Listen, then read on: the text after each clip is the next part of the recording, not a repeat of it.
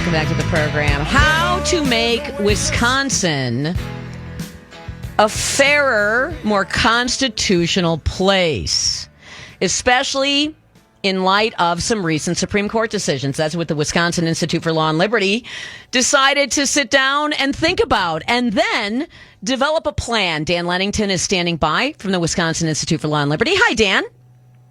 Hi, Vicki. How are you? I can't believe that it's 2023 and we have to actually explain why equality for all is a good concept. But here we are. So maybe we should walk through the motivations that Wisconsin Institute for Law and Liberty had in creating the Equality for All agenda and then go through the points of this agenda. Right. So a few weeks ago, 2 weeks ago now, the U.S. Supreme Court eliminated affirmative action. They declared that affirmative action is unconstitutional and illegal, which is the process of giving a benefit to students who apply for colleges based on their race. But the court went really much further, we believe, in this decision. The court was explicit and said that state laws,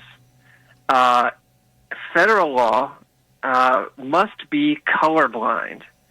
And that means quite what it sounds like is that when the laws regulate conduct, they must do so in a colorblind fashion, and when states have programs or agencies make decisions, they have to treat everyone in a colorblind manner. They can't give a preference based on race, and they can't treat anybody better or worse based on their race. The court said race can never be a negative, and it can never be a stereotype.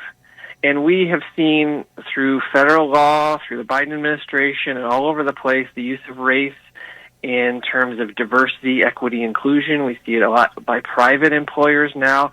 But this decision last week, 2 weeks ago, was really a game changer. It's going to change the way that employers treat their employees. It's going to change the way that the government treats you and me.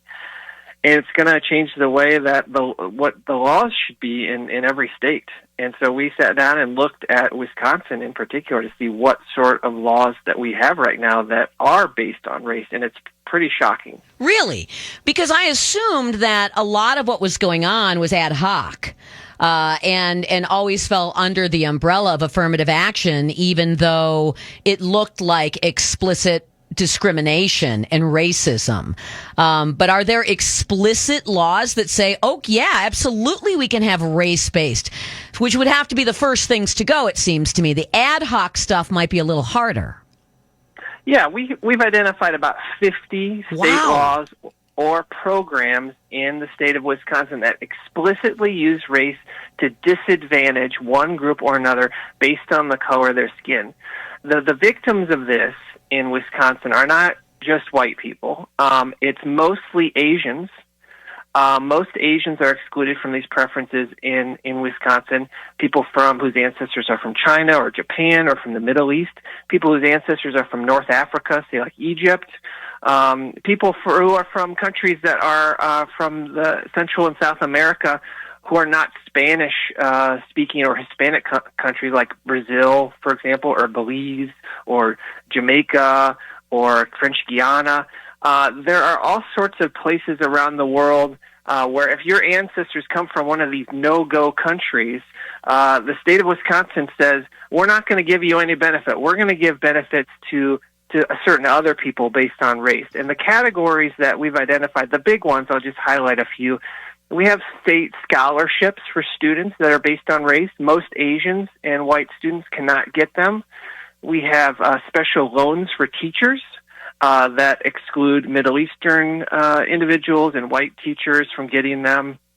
If you own a business and you want to sell something to the state, let's say you sell cars or fencing or asphalt or concrete, you'll be disadvantaged. You will not get a preference if you are a certain race, if you're white or from certain countries in Asia.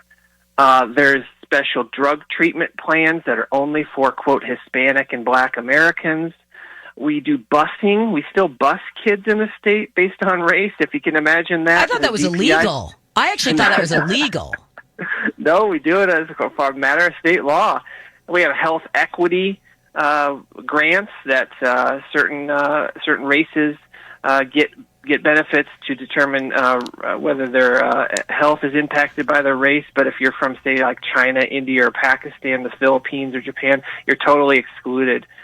So those are actually in state law. Those are funded by the legislature. I hate to say it, but this recent state budget that was just passed actually funded all of these programs. And I think there's some soul searching that needs to go on with the folks that write the budget and how they do it. But are these programs the illegal? Would you say that these programs are illegal? Period. They're illegal. So if there is money flowing into these programs and they continue to discriminate based on race, it's illegal. They are illegal, unconstitutional, and immoral. They are.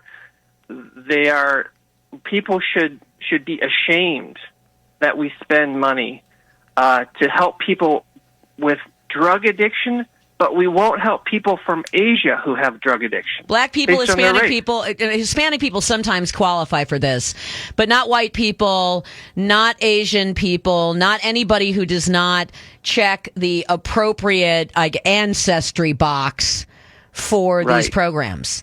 So how are Hispanic people historically disadvantaged in the United States?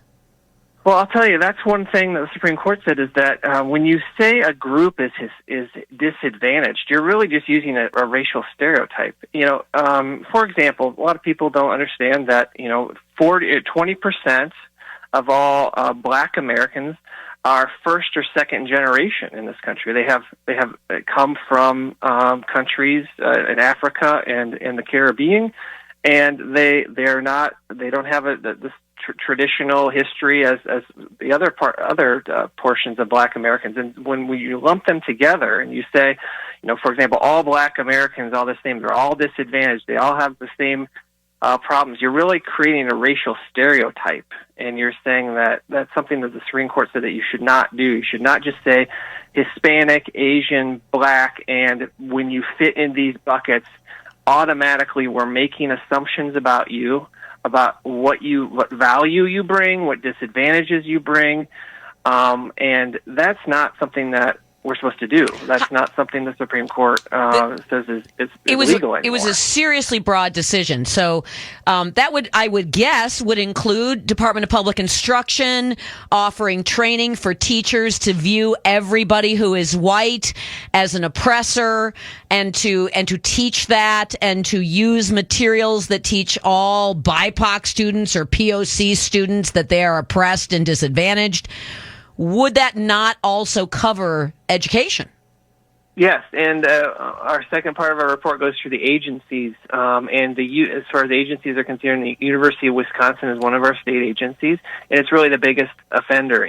They have a diversity initiative where they hire certain employees and professors based on race. They have racially segregated residence halls. They have residence halls just for African Americans, and they have some just for Native Americans. That's illegal. They have BIPOC affirming spaces that warn white people to, quote, approach these spaces with care. Illegal. They have scholarships. They have a diversity internship program at UW-Milwaukee. A lot of the other programs that are problematic are from sort of the WEDC, Economic Development Corporation, Workforce Development.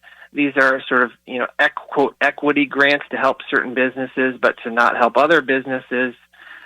Investing in, certain suppliers that give things to the state and contractors. DOT is a huge violator of this. When we're building our roads and highways, we're not building them based on merit. We're building them based on race. The suppliers, the people that we hire to actually dig the ditches and lay down the concrete and asphalt, those are all selected based on with racial preferences involved. And so, these agencies actually go out, like for example, the Department of Revenue, the people who collect our taxes, say that they have decided to hire, quote, diverse interns, and they want to hire 5 auditors from diverse populations. So they're hiring auditors to audit your taxes, but they're hiring these people based on the color of their skin, not whether they're good auditors or not. This is amazing to hear how much, not that this is really surprising to anybody, because I don't think it really surprises people, but to understand how far afield affirmative action went from the idea that given a population, you have to seek out people who are historically disadvantaged and offer them opportunities and make sure that you are making an effort to get those people represented. I mean, tortured way to, have to explain affirmative action. It's now just explicit racial preferences and racial disadvantages. That's just what it's become. And it's so odious at this point that now you have educators saying not only is this the law, it's also morally okay. And the Supreme Court just said all of that is bunk. Right. It's the simple rule is we must treat everyone equally. Oh my goodness. That is the simple rule. Equity's out the door. Everything else that the left is doing is completely complicated. As you said, you have to bend over backwards to figure out what's going on. It's all smoke and mirrors, and these programs are going to fall one at a time. And I got to emphasize that even if your employer is not the government, if you are working for a private employer, those affirmative action programs, those diversity, equity, inclusion things where people are treated differently because of their race, those are on the chopping block next. And people need to be aware at work that if they're being treated differently, if race is a negative in their life, if there's a racial stereotype at work, those are illegal. And under Title VII, those employers are going to have to pay. Outstanding. I see a lot of court action coming up in the future, but the legislature can deal with this. It must deal with this. And if Tony Evers vetoes it, he's basically vetoing violations of the law into a budget. Dan Lennington, this is going to get interesting. Let's put it that way. Good to have you on the program. Thank you, Vicki. And if you go to will-law.org, it's right there on the front page right now, the Equality for All agenda. Will walks you through all of this stuff. But if you'd like to go directly to the link, it's will-law.org/equality-for-all.